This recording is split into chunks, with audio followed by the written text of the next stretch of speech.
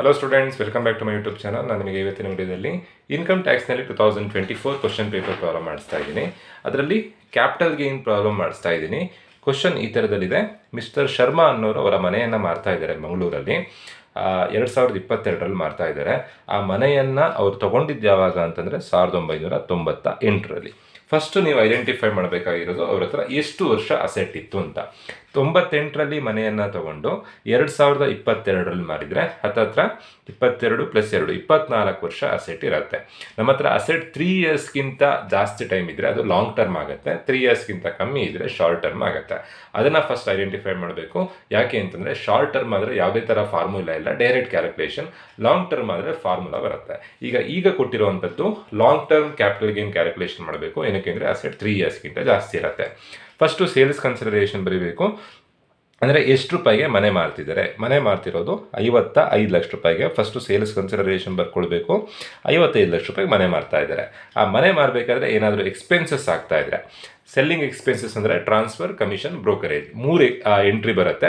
ಆ 3 ಎಂಟ್ರಿಲಿ ಯಾವುದಾದ್ರೂ ಕೊಟ್ಟಿದ್ದರೆ ಅದನ್ನು ಲೆಸ್ ಮಾಡಬೇಕು. ಈಗ ಟ್ರಾನ್ಸ್ಫರ್ ಅಂತ ಕೊಟ್ಟಿದ್ದಾರೆ. 55 ಲಕ್ಷ ರೂಪಾಯಿಗೆ ಮನೆ ಮಾರಿದ್ದಾರೆ. ಮನೆ ಮಾರಬೇಕಾದ್ರೆ 1 ಲಕ್ಷ ರೂಪಾಯಿ ಖರ್ಚಾಗ್ತಾ ಇದೆ. 55 ಲಕ್ಷದಲ್ಲಿ 1 ಲಕ್ಷ ಹೋದರೆ 54 ಲಕ್ಷ ಅವ್ರ ಹತ್ರ ಉಳಿಯುತ್ತೆ. ನಾನಿಲ್ಲಿ ಲಾಂಗ್ ಟರ್ಮ್ ಕ್ಯಾಪಿಟಲ್ ಗೇನಿನ ಫಾರ್ಮೆಟನ್ನು ಆಲ್ರೆಡಿ ಬರ್ಕೊಂಡಿದ್ದೀನಿ. ಶಾರ್ಟ್ ಫಾರ್ಮ್ ಬರೆದಿದ್ದೀನಿ ಕೆಲವೊಂದೆಲ್ಲ, ಬಟ್ ನೀವು ಎಕ್ಸಾಮ್ನಲ್ಲಿ ಫುಲ್ ಫಾರ್ಮ್ ಬರೀಬೇಕಾಗತ್ತೆ.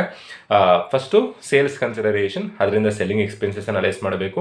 ನೆಟ್ ಕನ್ಸಿಡರೇಷನ್ ಬರುತ್ತೆ. Less indexed cost of acquisition. Very important ಇದು. ಇಂಡೆಕ್ಸ್ಡ್ ಕಾಸ್ಟ್ ಆಫ್ ಅಕ್ವಿಸಿಷನ್ ಅಂತಂದರೆ ಅವ್ರ ಮನೆ ತೊಗೊಂಡಿದ್ದು ಯಾವ ವರ್ಷದಲ್ಲಿ, ಎಷ್ಟು ರೂಪಾಯಿಗೆ ಮನೆ ತೊಗೊಂಡಿದ್ದಾರೆ, ಅದ್ರ ಈಗಿನ ಬೆಲೆ ಎಷ್ಟು ಅನ್ನೋದನ್ನು ಕ್ಯಾಲ್ಕುಲೇಟ್ ಮಾಡಬೇಕು. ನೋಡಿ, ಈ ಪ್ರಾಬ್ಲಮಲ್ಲಿ ಕೊಟ್ಟಿದ್ದಾರೆ. ಅವ್ರ ಮನೆ ತೊಗೊಂಡಿದ್ದು ಎಷ್ಟು ಅಂತಂದರೆ 1998ರಲ್ಲಿ. ಡೈರೆಕ್ಟಾಗಿ ಕ್ಯಾಲ್ಕುಲೇಷನ್ ಮಾಡಲಿಕ್ಕಾಗಲ್ಲ. ಒಂದು ಫಾರ್ಮುಲಾ ಇದೆ. ಫಾರ್ಮುಲಾ ನೋಡಿ, 2 ಫಾರ್ಮುಲಾ ಇದೆ. Formula A, formula B. Before 2001 ಮನೆ ತೊಗೊಂಡ್ರೆ ಫಾರ್ಮುಲಾ ಎ ಅಪ್ಲೈ ಮಾಡಬೇಕು. ನಾನು 2 ಫಾರ್ಮುಲಾ ಇಲ್ಲೊಂದ್ಸತಿ ಹೇಳಿಬಿಡ್ತೀನಿ. 2 ಫಾರ್ಮುಲಾ ಇದೆ. Formula A, formula B. Indexed cost of ಅಕ್ವಿಸಿಷನ್ಗೆ 2 ಫಾರ್ಮುಲಾ.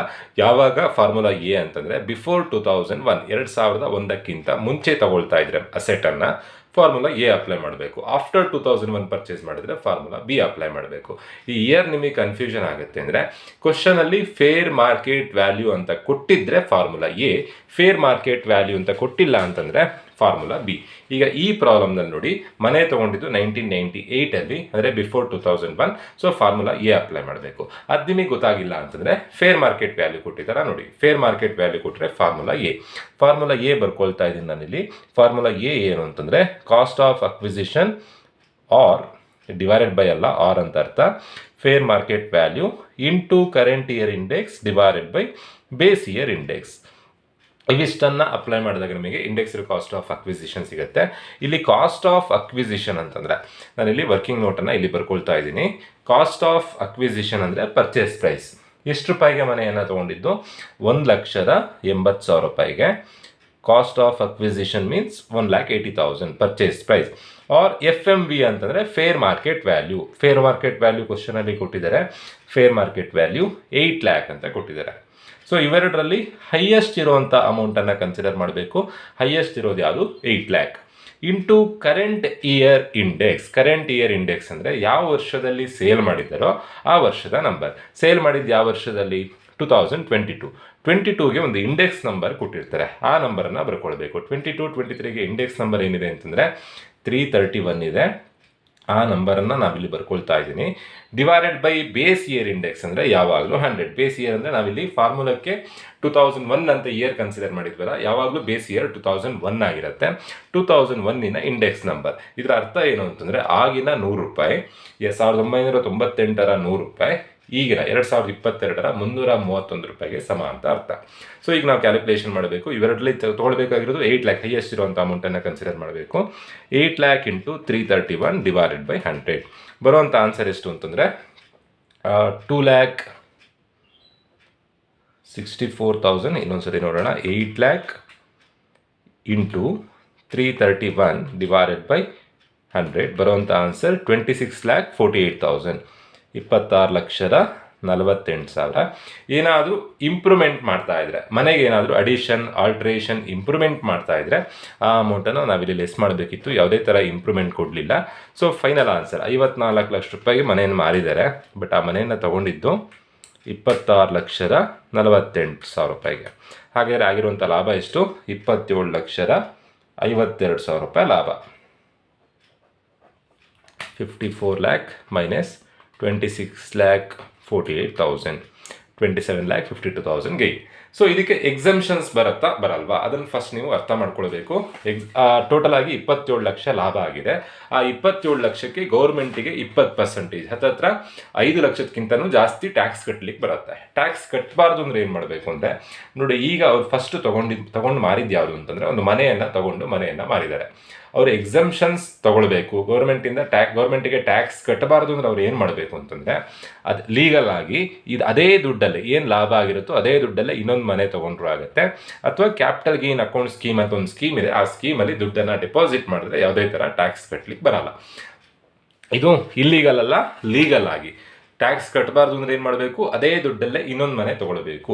ಕ್ವಶನಲ್ಲಿ ಕೊಡ್ತಿದ್ದಾರೆ ನೋಡಿ, ಏನಾದರೂ ಇನ್ನೊಂದು ಮನೆ ತೊಗೊಳ್ತಿದ್ದಾರೆ ಅಂತ ನೋಡಿ. ಕ್ವಶನಲ್ಲಿ ನೀವು ಗಮನಿಸ್ಬೋದು, 2023 ಮತ್ತೆ ಇನ್ನೊಂದು ಮನೆ ತೊಗೊಳ್ತಿದ್ದಾರೆ. ಸೊ ಎಕ್ಸಮ್ಷನ್ ಸಿಗತ್ತೆ ಅವರಿಗೆ. ಪರ್ಚೇಸ್ ಆಫ್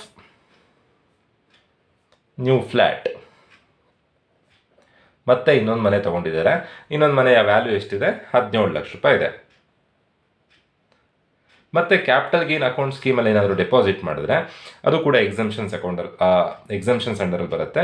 ಈಗ ಕ್ಯಾಪಿಟಲ್ ಗೇನ್ ಅಕೌಂಟ್ ಸ್ಕೀಮಲ್ಲಿ ಡೆಪಾಸಿಟ್ ಮಾಡ್ತಾ ಇದ್ದಾರೆ. ಕ್ಯಾಪಿಟಲ್ ಗೇನ್ ಅಕೌಂಟ್ ಸ್ಕೀಮ್ ಎಷ್ಟು ಡೆಪಾಸಿಟ್ ಮಾಡ್ತಿದ್ದಾರೆ?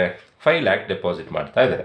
ಟೋಟಲ್ ಆಗಿ 17 ಲಕ್ಷ ಪ್ಲಸ್ 5 ಲಕ್ಷ, 22 ಲಕ್ಷ ರೂಪಾಯಿಗೆ ಎಕ್ಸಮ್ಷನ್ ಸಿಗುತ್ತೆ. 27,52,000ದಲ್ಲಿ 22 ಲಕ್ಷ ಕಳೆದ್ರೆ ಬರುವಂಥ ಆನ್ಸರ್ 5,52,000 ರೂಪಾಯಿ. ಸ್ಟಿಲ್ ಅವರು 5,52,000 ರೂಪಾಯಿಗೆ ಟ್ಯಾಕ್ಸ್ ಕಟ್ಟಬೇಕು. ನೋಡಿ, ಅವರು ಒಂದು ಮನೆ ತೊಗೊಂಡಿದ್ದಾರೆ, ಅದಲ್ಲದೆ ಕ್ಯಾಪಿಟಲ್ ಗೇನ್ ಅಕೌಂಟ್ ಸ್ಕೀಮಲ್ಲಿ ಡೆಪಾಸಿಟ್ ಮಾಡಿದ್ದಾರೆ. ಸ್ಟಿಲ್ ಅವರು 5,52,000 ರೂಪಾಯಿಗೆ ಟ್ಯಾಕ್ಸ್ ಕಟ್ಟಬೇಕು. ಟೋಟಲ್ ಆಗಿ ಲಾಭ ಆಗಿದ್ದು 27,52,000 ರೂಪಾಯಿ. ಎಷ್ಟು ಅಮೌಂಟಿಗೆ ಟ್ಯಾಕ್ಸ್ ಕಟ್ಟಬೇಕು?